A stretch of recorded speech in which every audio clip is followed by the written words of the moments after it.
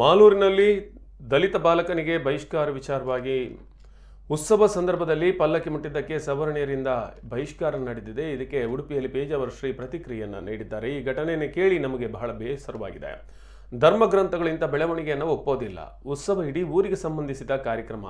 ಬಹಿಷ್ಕಾರ ಶಿಕ್ಷೆ ದಂಡವನ್ನು ಯಾವ ಧರ್ಮಗ್ರಂಥವೂ ಒಪ್ಪೋದಿಲ್ಲ. ಹಿಂದೂ ಸಂಘಟನೆಗಳು ಪಿಡುಗಿನ ವಿರುದ್ಧ ಜಾಗೃತಿ ಮೂಡಿಸುತ್ತಿದೆ. ಸರ್ಕಾರ ಕೂಡ ಜಾಗೃತಿ ಕಾರ್ಯಕ್ರಮಗಳನ್ನು ರೂಪಿಸಬೇಕು. ತಪ್ಪು ಮಾಡಿದವರನ್ನ ಶಿಕ್ಷಿಸಿದ್ರೆ ಸಾಲದು, ಜಾಗೃತಿ ಕಾರ್ಯಕ್ರಮ ಆಗಬೇಕು ಎಂದರು.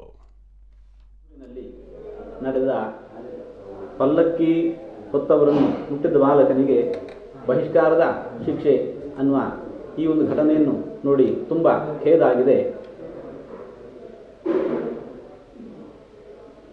ಧರ್ಮಗ್ರಂಥಗಳು ಕೂಡ ಇದನ್ನು ಒಪ್ಪೋದಿಲ್ಲ. ಉತ್ಸವ ಅನ್ನುವಂತಹದ್ದು ಅದು ಊರಿನವರಿಗೆ ಎಲ್ಲರಿಗೂ ಕೂಡ ಸಂಬಂಧಿಸಿರುವಂತಹದ್ದು.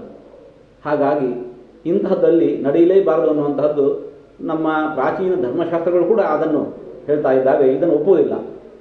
ಇಂತಹ ಸಂದರ್ಭ ಏನಾದರೂ ಕಾರ್ಯ ನಡೆಯಿತು ಅಂತ ಹೇಳಿದರೆ ಅದನ್ನು ಶಿಕ್ಷಿಸಬೇಕು, ಬಹಿಷ್ಕಾರ ಹಾಕಬೇಕು ಅನ್ನುವಂಥದ್ದನ್ನು ಧರ್ಮಗ್ರಂಥಗಳು ಯಾವ ಧರ್ಮಗ್ರಂಥಗಳು ಕೂಡ ಒಪ್ತಾ ಇಲ್ಲ.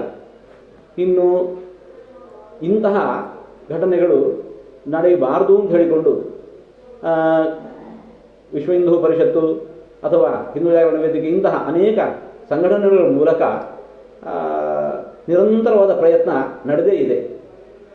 ಜೊತೆಗೆ ನಮ್ಮ ಸರ್ಕಾರಿ ಯಂತ್ರ ಪ್ರಜೆಗಳಲ್ಲಿ ಈ ರೀತಿಯಾಗಿ ನಡ್ಕೊಳ್ಬಾರದು ಅನ್ನೋ ಬಗ್ಗೆ ಜಾಗೃತಿಯನ್ನು ಸರ್ಕಾರ ಕೂಡ ಮೂಡಿಸಬೇಕು. ಸರ್ಕಾರ ಇವತ್ತು ಏನು ಮಾಡುತ್ತೆ, ಈ ರೀತಿಯಾಗಿ ಯಾರೋ ನಡೆದುಕೊಂಡ್ರೆ ಅವರನ್ನು ಶಿಕ್ಷಿಸುವ ಕಾರ್ಯ ಮಾಡುತ್ತೆ. ಅಷ್ಟರಿಂದ ಸಾಲದು. ಈ ನಮ್ಮ ಸಾಮಾಜಿಕ ಸಂಘಟನೆಗಳು ಯಾವ ರೀತಿ ಪ್ರಜೆಗಳಲ್ಲಿ, ಸಮಾಜದಲ್ಲಿ, ಜನರಲ್ಲಿ ಜಾಗೃತಿಯನ್ನು ಉಂಟು ಮಾಡ್ತಾ ಇವೆ. ಇಂತಹದ್ದು ನಡೆಯಬಾರದು, ನಾವೆಲ್ಲ ಒಟ್ಟಿಗೆ ಇರಬೇಕು ಅನ್ನೋದನ್ನು ಜಾಗೃತಿಯನ್ನು ಮೂಡಿಸ್ತಾ ಇದೆಯೋ, ಸರ್ಕಾರಿ ಯಂತ್ರವೂ ಕೂಡ ಇಂತಹ ಜಾಗೃತಿಯನ್ನು ಮೂಡಿಸಬೇಕು. ತಪ್ಪು ಮಾಡಿದವರನ್ನು ಅವಶ್ಯವಾಗಿ ಶಿಕ್ಷಿಸಬೇಕು. ಅದಾಗಬೇಕು ಅಂತ ನಾವು ಬಯಸ್ತಾ ಇದ್ದೇವೆ. ಭಾರತ ದೇಶದ ಒಳಗೆ ಅಲ್ಲಿ ಯಾವ ಕೋಮಿನ ಜನ ಬಹಳ ಇದ್ದಾರೆ ಅನ್ನೋದನ್ನು ಗಮನಿಸದೆ ಯಾವುದೇ ಕೋಮಿನ ಜನತೆಯಲ್ಲಿ. ಬಳಿಕ ಮಾತನಾಡಿದ ಪೇಜಾವರ ಶ್ರೀಗಳು, ಶಿವಮೊಗ್ಗಕ್ಕೆ ಉಗ್ರರ ಪ್ರವೇಶವಾಗಿದೆ ಎಂದು ಕೇಳಿ ನಮಗೆ ತೀವ್ರ ಬೇಸರವಾಗಿದೆ. ಮಂಗಳೂರು, ಉಡುಪಿ ಭಾಗದಲ್ಲೂ ಇಂತಹ ಚಟುವಟಿಕೆ ನಡೆದಿದೆ.